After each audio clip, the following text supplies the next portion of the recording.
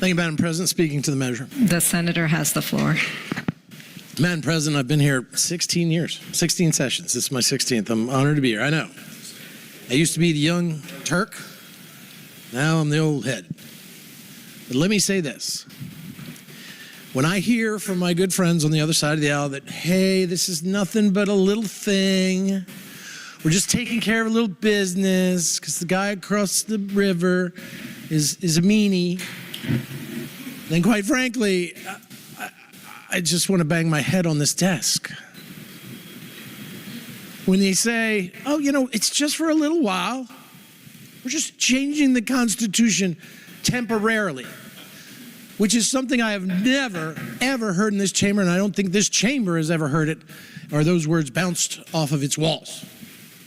We change the Constitution, we do it very deliberately, and we do it for a reason, because it requires it as we move forward for Virginia until the end of time. But not this constitutional amendment, which now we're pouring $5-6 million in. We're calling it a general appropriation so we can move this law along when it's a specific appropriation, which then would require more time for it to be passed and more people for it to pass.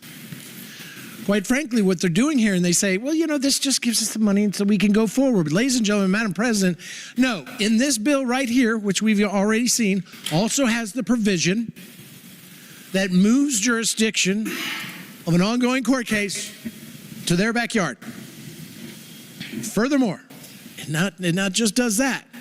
It goes back in time, as my friend, the senator from Hanover, stated, like they have a DeLorean, changing the law because the law didn't suit them, and the judge and the court and the lawsuit to stop this illegal act said that you did not post, before you brought this up, notice of the change in the Constitution on the courthouse steps as required.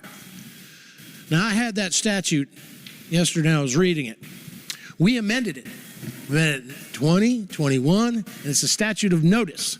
And we included including in that statute of notice that the posting was still required, and it could be either done on the courthouse steps. We have boxes there. We all look at them. If you're a lawyer, we walk through the front door. We look at them all the time.